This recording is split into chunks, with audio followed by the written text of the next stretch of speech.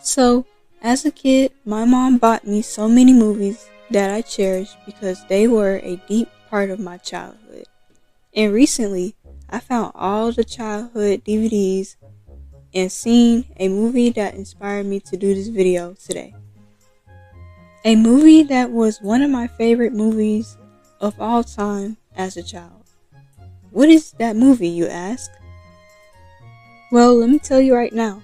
The movie I am referring to is called Jock the Hero Dog.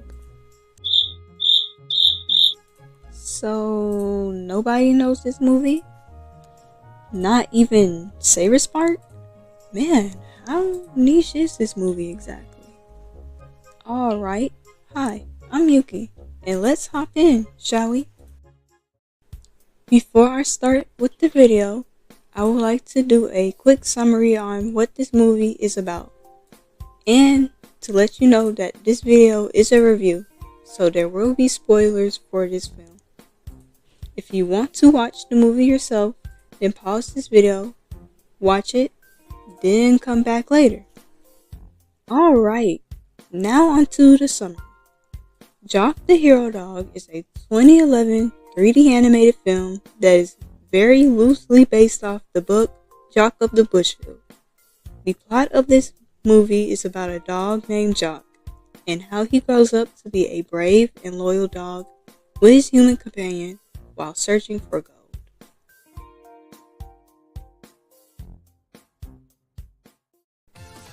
Let me get the first thing out of the way, the animation.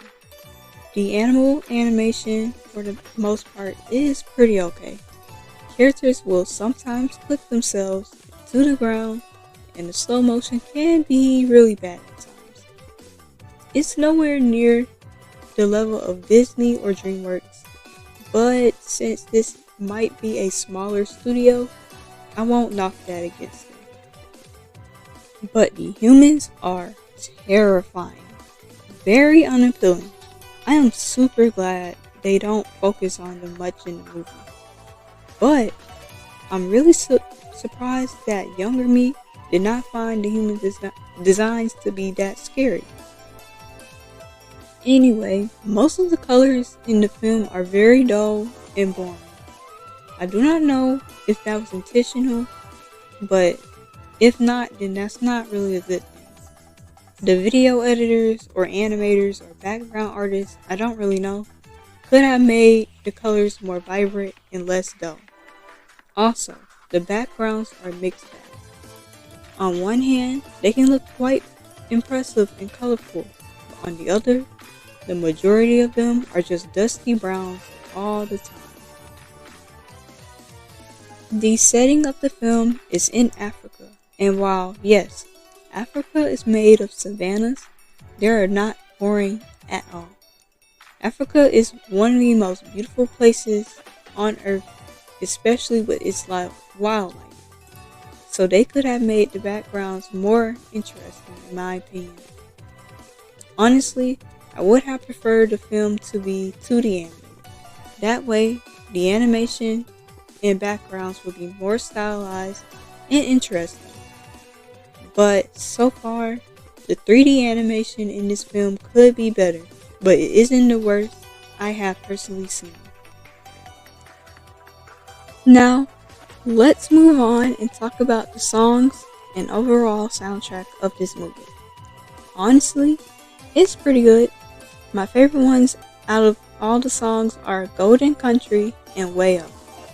Both of these songs in the soundtrack are very simple, but in the best way possible. They use a lot of instruments, some giving off that tribal feel, which also fits with the setting of this movie. Honestly, I feel like these songs lift up the scenes that they are in for the better. Now, I'll be quick with this part of the video. The voice acting was overall okay. I don't know anyone in the voice cast itself, so I can't really say anything about that. But majority of everyone's voices fit the character. But there's one character that it did not. It's the chicken sidekick. The chicken sidekick character is very annoying in my opinion. to the point where I don't even remember his name. Lastly, I'll be talking about the story and its characters.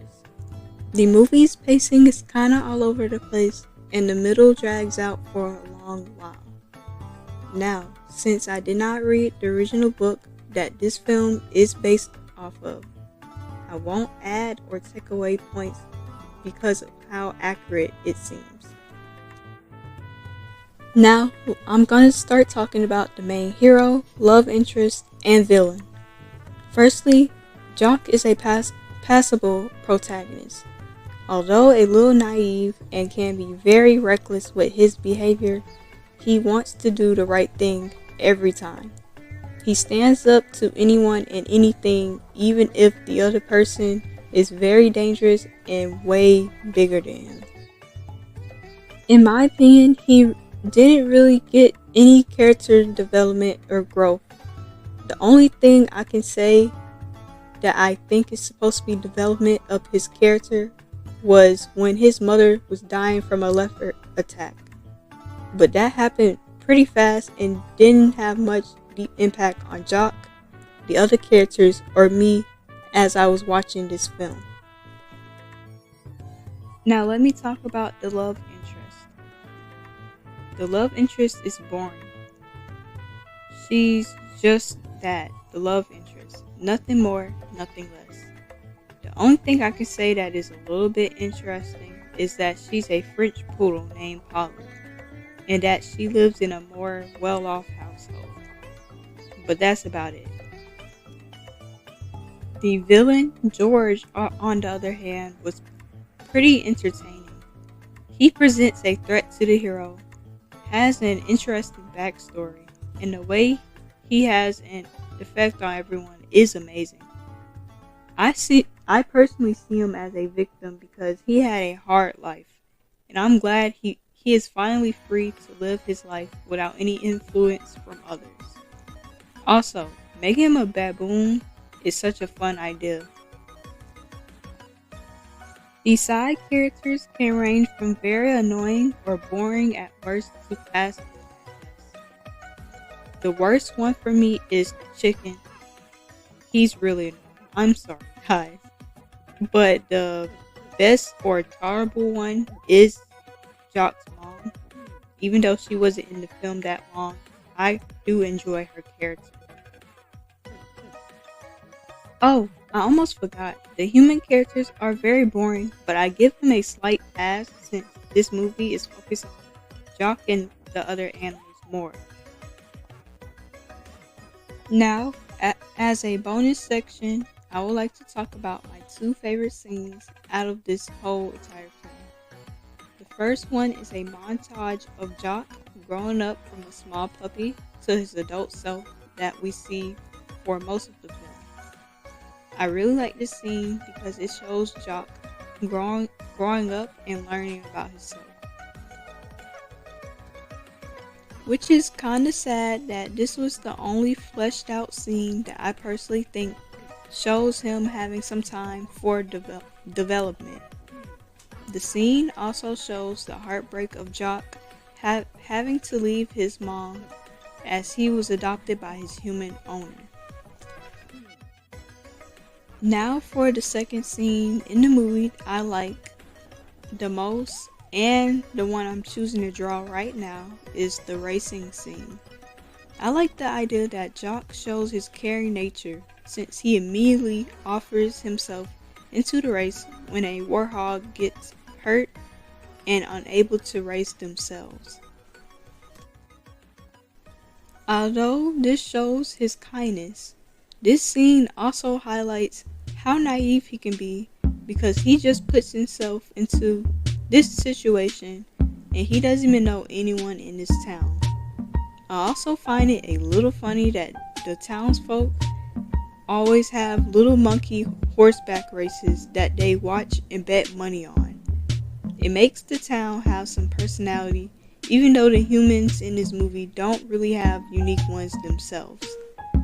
The racing scene also does a decent job subtly showing that George the baboon is a bigger threat to everyone in this town and eventually to Jock. In conclusion, from the janky animation to the pacing of the film, Jock the Hero Dog is a very weird film in my opinion. But I still have a soft spot for this movie, and I'm glad I had time to revisit this movie from my childhood. Honestly, I will rate this film a 6 out of 10. If you want to check it out, then make sure you can watch it somewhere. What obscure childhood movies that you enjoyed and want people to learn about? What other animated movies or topics do you want me to talk about next? Tell me in the comments if anyone remembers or know this movie, since not a lot of people know about it and I wanted to share it. Also, here's the finished art piece for the video. I had way too much fun drawing these characters in my art style. Thank you so much for watching, and I'll see you later. Oh, you're still here? Well, I made this amazing video that you might enjoy since you watched through this one. Just click on the video on screen to view it.